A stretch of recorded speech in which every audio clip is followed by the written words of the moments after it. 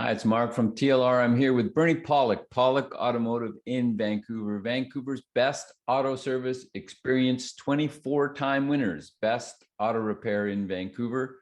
We're talking cars. How you doing, Bernie? Doing well. So today's victim is a 2011 Mini Cooper S model that had a blower problem. I didn't know that they had superchargers on Minis. Well, they actually do, but this wasn't actually the blower that you're thinking about, the supercharger blower. This is a non-supercharged version. And this was actually the heater blower fan inside the vehicle that was the issue. So what sort of testing and diagnosis did you have to do?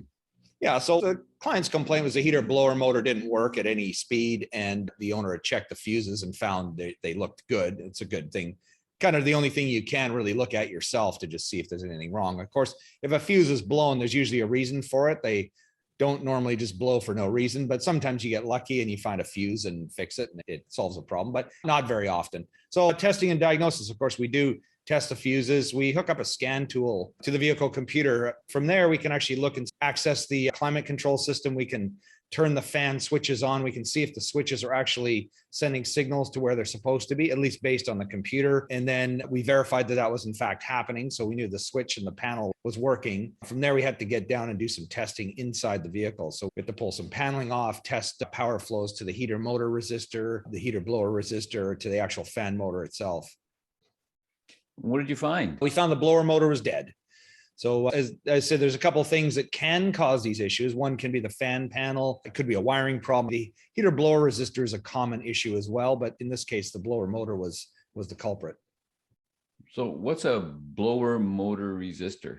So in order for the fan to work on different speeds, they put in a blower motor resistor, or nowadays maybe more of a control module, but it resists the current flow to the motor so that you can operate the fan on different speeds. If you actually ran it through a switch, it would be much more complex and require a lot more wiring to do it. So it's better just to do it through a resistor. So that is a common failure item, but again, in this case, it was good. But it's basically a companion to the fan motor. Otherwise, it would only work on one speed. So is it a difficult job to change the blower motor? Well, as far as blower motors go on cars, this wasn't too difficult. I mean, it was our technician, of course, found it was hard on his back because you got to lie underneath the driver's side of the car. It's very fiddly to get it in and out. But the good news is you don't have to tear the whole dash apart to do it. So most blower motors are generally not too difficult, but there are some cars that require, more than a day's work to pull them in and out. So the owners never like that too much. Let's get into a couple of pictures here. So there's our nice Mini Cooper S, followed by the blower motor. So this is the new motor. This is called a squirrel cage. It kind of looks like a running wheel for a rodent to run around on, but it's basically a fan. This is a piece that spins right here when you turn the fan on. The actual motor's in this section here. Of course, the wiring connector here. We can just look at our other view here. This is the backside, basically the blower, and 3 attachment screws that hold it in place. This is the new unit that we put in. Actually, no, I'm wrong. This is actually the old one. So did you notice anything that was wrong with this motor? Well, we actually did. When we actually pulled the motor out to turn that squirrel cage, usually it's super easy. There's almost no resistance whatsoever. This one was tight to turn. So something had seized up in the motor and caused it to die. So maybe a bearing seized up or something else gave way inside the motor, but we didn't have a rough spot. It was just difficult to turn. So eventually whatever happened, maybe a bearing seized up and the motor just burned itself out. Is this a common repair on Mini Coopers? We haven't repaired a lot of them, so it's not really super common. We do work on a lot of Minis. Nothing more than any other vehicle. I mean, a blower motor does generally die eventually on any car, but it's not any more than average on a Mini.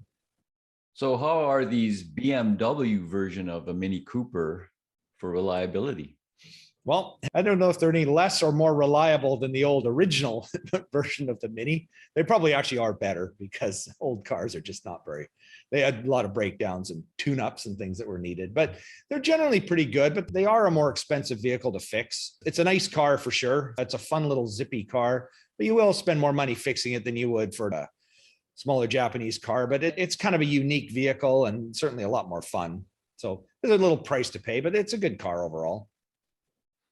And you have the extra benefit of it not being an old version of a Mini, which I went for the summer when I had that vehicle. Yeah. Girls did not like that car. They didn't like the car, really? No. Interesting. Yeah, interesting. So if you're looking for service for your BMW or your Mini or Mini Cooper or Mini Cooper S in Vancouver, the guys to see are Pawlik Automotive. You can reach them by phone at 604-327-7112 to discuss what's going on with your vehicle, or you can book your appointment on the website, pawlikautomotive.com. They'll get back to you. Again, they'll check out what's going on. They'll be ready for you when you show up. You have to call and book ahead. They're always busy. Check out the website, pawlikautomotive.com. Hundreds of videos, all makes and models, types of repairs, and of course, YouTube channel, Pawlik Auto Repair. Same thing. All the videos are up there. Thanks so much for watching and listening. We appreciate it. Thanks, Bernie. Thank you, Mark, and thanks for watching, and thank you for listening.